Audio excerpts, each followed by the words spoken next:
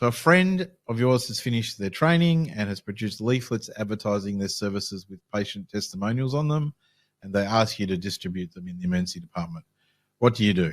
This question sort of highlights a number of things in terms of your preparation for these interviews, but one of it is just, particularly with orthopedics, you don't get the questions when you're waiting outside the room. You get them when you come in. I believe they give you a card to read and they read it out to you.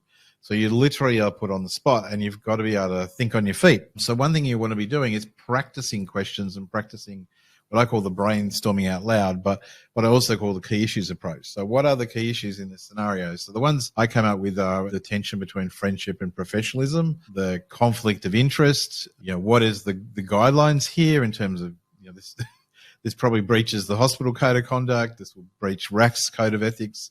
There are medical board guidelines about advertising, particularly testimonials. This is also going to be potentially a difficult conversation because you're going to have to let your friend down, but also probably give them some advice that they might be about to get into hot water if they keep handing out these pamphlets. That should then lead you to thinking, well, what else is going on here? Why would my friend, most of my friends would know this, hopefully know this.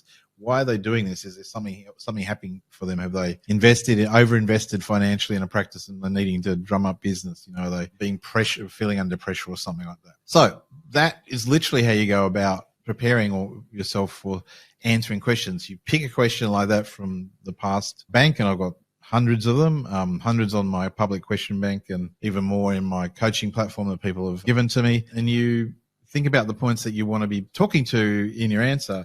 And then you practice doing that in a polished way. And it then also leads you to think about, well, what do I need to go and read up on as well? So, thinking about what are the guidelines around advertising, if that comes up regularly, I need to know that sort of stuff, which is sort of getting outside of your normal bubble of what you do in the day-to-day as an unaccredited trainee or whatever job you're currently doing at the moment.